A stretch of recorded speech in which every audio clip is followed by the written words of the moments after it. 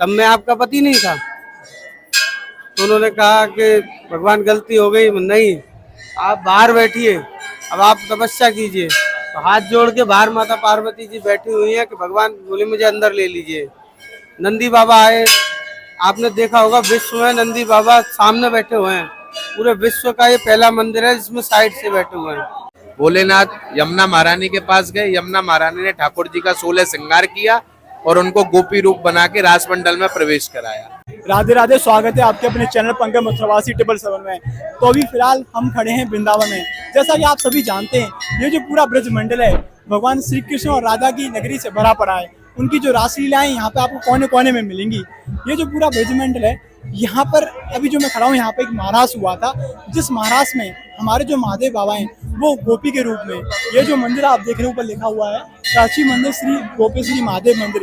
ये जो मंदिर है करीब 5,500 वर्ष पुराना मंदिर है। ये यहाँ पर हमारे महादेव बाबा वो एक गोपी के रूप में है यहाँ पर, इसलिए जो इस मंदिर का नाम है वो गोपेश्वरी महादेव के नाम से इसको जाना जाता है। जो भी कावड़ लेके आते हैं यहाँ के लोग, जो भी कावड़ चढ़ती है वो इसी मंदिर पर चढ़ती है।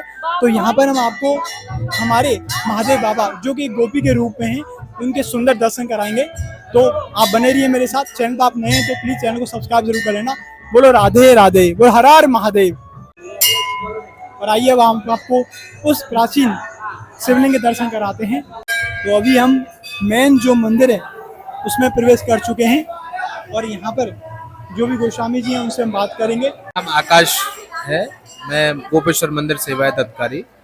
जब श्री कृष्ण ने महाराज किया था तो उस महाराज को देखने के लिए शंकर भगवान की इच्छा जागृत हुई, लेकिन उस महाराज का एक नियम था कि उसमें खाली स्त्रियां आ सकती हैं, श्री कृष्ण के अलावा और कोई पुरुष नहीं आ सकता। जब भोलेनाथ कैलाश पर्वत से वृंदावन आ गए, रासमंडल में जैसे प्रवेश करने लगे, ललिता विशाखा सखियों ने उनको रोक दिया कि महाराज आप अंदर नहीं जा सकते। भोलेनाथ यमुना महारानी के पास गए। यमुना महारानी ने ठाकुर जी का 16 श्रृंगार किया और उनको गोपी रूप बना के रासमंडल में प्रवेश कराया। जब श्री कृष्ण ने बंसी बजाई तो ठाकुर जी ने तान से तान मिला दी। तो श्री कृष्ण ने कहा ऐसी कौन सी गोपी आ गई जो मेरी बंसी की तान से तान मिला रही है, ये स्वयं शंकर भगवान यहाँ पे है। तो उन्होंने कहा आइए गोपियों के ईश्वर, आज से आपका नाम है गोपीश्वर। तभी से ये मंदिर आज से 5,500 वर्ष पूर्व वृंदावन का सबसे प्राचीनतम मंदिर है। इसलिए यहाँ गोपी रूप का शाम को श्रृंगार होता है, सुबह बाबा का जल चढ़ता है। यही इस मंदिर की मान्यता है। तो अभी जल चढ़ा है, शाम को बाबा का 16 श्रृंगार होगा, पुष्प बंगला बनेगा भव्य। और यहाँ पे जो उत्सव होते हैं उसके बारे में कब उत्सव? यहाँ पर डेली उत्सव होते हैं सावन में 30 दिन। उसके बाद जन्माष्टमी, जैसे जैसे राधा अष्टमी, जैसे जैसे उत्सव आते जाते ठाकुर जी का आनंद होता रहता है यहाँ पे। बोलो हर हर हर हर महादेव। धन्यवाद। जैसा आपने अभी सुना, यहाँ पर जो भी गोस्वामी जी हैं उनके मुख से आपने सुना ये जो मंदिर है इतना प्रसिद्ध क्यों है उसके बारे में बहुत ही सुंदर तरीके से उन्होंने वर्णन करा है। तो आप देख सकते हैं यहाँ पर जितने भी श्रद्धालु यहाँ पर आए हुए हैं वो यहाँ पर जल अभिषेक करें। सुबह के टाइम पर यहाँ पर जल अभिषेक होता है और शाम को यहाँ पर महादेव को गोपी रूप में श्रृंगार करके 16 श्रृंगार करके यहाँ पर सजाया जाता है। तो आप अभी देख सकते हैं जो भक्तों की भीड़ है कितनी ज़्यादा है। यहाँ पर सभी जल अभिषेक कर रहे हैं और कुछ दूध भी चढ़ा रहे हैं। चलो ना, आप देख सकते हैं कि यही ऐसे भगवान है जो पूरी फैमिली के साथ रहते हैं। और यहाँ पर जब आए थे पूरी फैमिली के साथ आए थे, गणेश भगवान, माँ पार्वती, नंदी, इन सबको यहाँ पर लेकर आए थे। यहाँ पर नंदी जी यहाँ पर विराजमान है, आप देखिए। और ऐसा माना जाता है कि जो भी भक्त यहाँ पर सच्चे मन से उनके कान में अपनी इच्छा जाहिर करता है, कोई भी मनोकामना वो मांगता है तो वो मनोकामना जरूर पूरी होती है। तो यहाँ पर जो भी भक्तगण आते हैं वो जरूर उनके कान में अपनी जो मनोकामना है वो बोलते हैं ताकि वो पूरी हो। तो आप देख सकते हैं नंदी महाराज यहाँ पर विराजमान है। जब भगवान शंकर को गोपीश्वर महादेव भगवान कृष्ण ने नाम दिया तो गोपीश्वर बने भगवान। तो वो कहने लगे माता पार्वती जी कि मेरे पति हैं तो मैं बगल से बैठूंगी। भगवान शंकर ने कहा कि मैं जब रास में प्रवेश कर रहा था आप अंदर चली गई, मुझे बाहर कर दिया गया, तब मैं आपका पति नहीं था। तो उन्होंने कहा कि भगवान गलती हो गई, नहीं आप बाहर बैठिए, अब आप तपस्या कीजिए। तो हाथ जोड़ के बाहर माता पार्वती जी बैठी हुई हैं कि भगवान बोले मुझे अंदर ले लीजिए।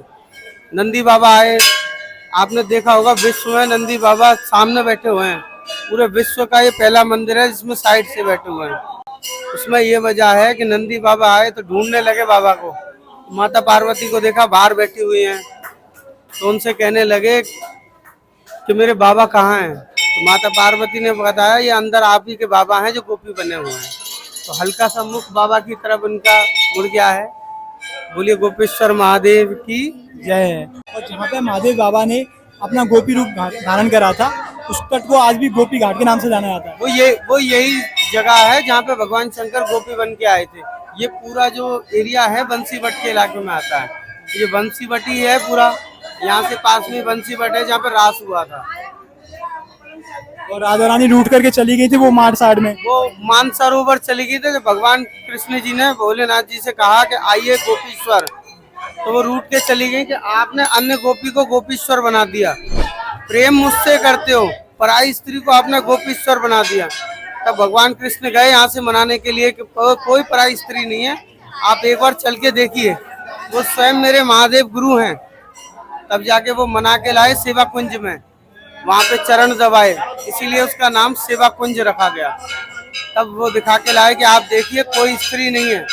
तब राधा रानी जी आई, भगवान शंकर के दर्शन किए। फिर रात में रास हुआ निधिवन में, जिसमें कि भगवान शंकर ने दोबारा से गोपी बने। इसीलिए सुबह शिवलिंग का रूप होता है जो अभी आप देख रहे हैं, और शाम को जो आप देखेंगे वो गोपी रूप के दर्शन होंगे। और यहाँ पे जैसे कावड़ चढ़ाते हैं लोग, तो जो भी यहाँ के साइड का वो कावड़ यहीं पे चढ़ती है। हाँ, गोपेश्वर महादेव वृंदावन का प्रमुख मंदिर है, जिसमें कि सारे कांवरियों की कावड़ यहीं चढ़ाई जाती है। कावड़ हो या आपकी जेयर हो, वो यहीं चढ़ाई जाती है। तो गोपेश्वर महादेव की जय हो।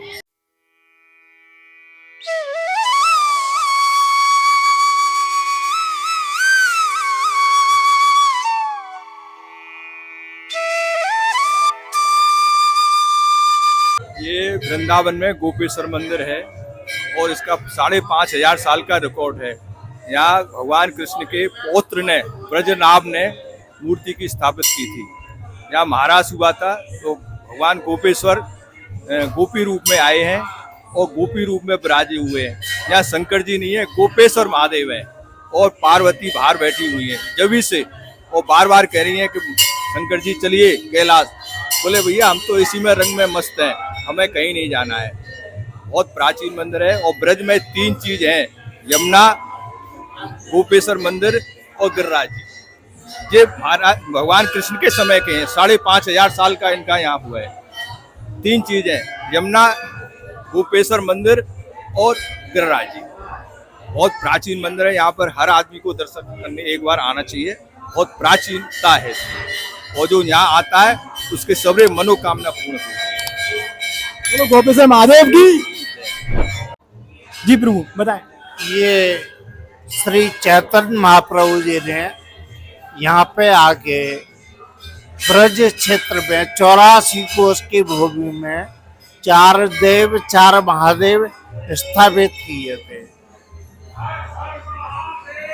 काबा में कामेश्वर, गोवर्धन में चक्रेश्वर, मथुरा में भूतेश्वर और वृंदावन में गोपीश्वर।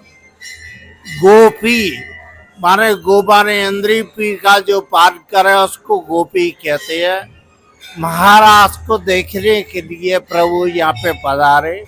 यहाँ की एक विशेषता है, किसी भी मंदिर देवालय में जाओगे तो वह गणेश पार्वती उनके पास में रहते हैं, पर यहाँ पे आप देखो दरवाजे के आगे गणेश पार्वती बैठे हैं, बाबा अंदर समाधि में विराजमान है।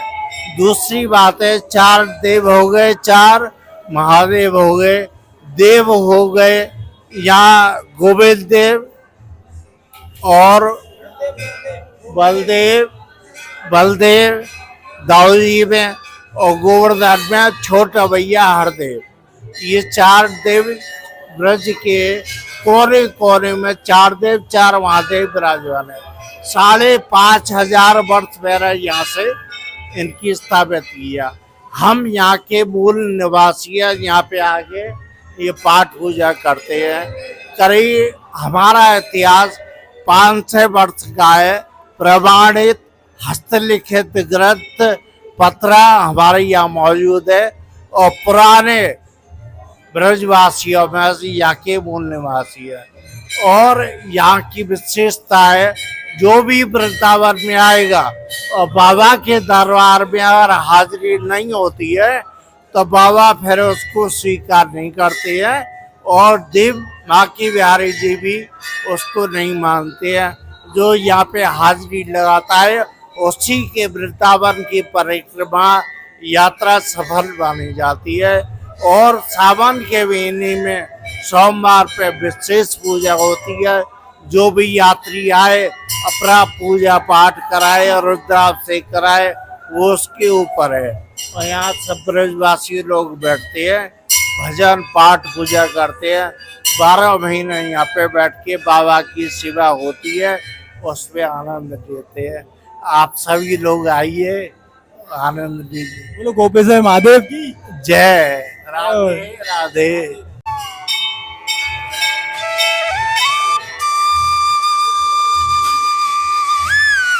ये माता अन्नपूर्णा जी का मंदिर है। यहाँ भगवान शंकर ने जब महाराज किया था तो उनको भूख लगी थी, तो इसलिए पार्वती जी ने उनकी भूख को पूरा करने के लिए अन्नपूर्णा जी का रूप धारण किया और इसलिए उन्होंने भगवान ने उनको पहचान लिया। तो उनका नाम अन्नपूर्णा, अन्नपूर्णे सदा पूर्णे शंकर प्रणव वल्लभे ज्ञान वैराग्य सिद्धतम भिक्षाम देहि च पार्वती, इसलिए पार्वती जी का स्वरूप है। जब से यहाँ पे पूजा होती है और चावल का प्रसाद भोग के रूप में दिया जाता है और चढ़ता है। पार्वती जी विराजमान है, उनका ही नाम अन्नपूर्णा देवी है। बोलो हर हर महादेव। महादेव की जय, भोलेनाथ की जय। तो अभी आप देख सकते हैं यहाँ पर अन्नपूर्णा जो मंदिर है बिल्कुल जस्ट लेफ्ट साइड में है, गोपेश्वर महादेव मंदिर के पास में, जहाँ पर पार्वती जी स्वयं यहाँ पर अन्नपूर्णा देवी के रूप में यहाँ पर विराजमान है। जो कि जैसा कि हमारे गोस्वामी जी ने बताया कि भोले बाबा की जो भूख है उसको मिटाने के लिए यहाँ पर पार्वती मैया है, उन्होंने अन्नपूर्णा देवी का रूप धारण करा था। तो यहाँ पर आप देख सकते हैं बहुत ही सुंदर यहाँ पर चित्रण किया हुआ है। और इधर आप देखिए यहाँ पर दिखाया हुआ है जैसे महादेव जी यहाँ पर भूखे हैं और यहाँ पर उनको हमारी पार्वती मैया यहाँ पर चावल उनको दे रही हैं।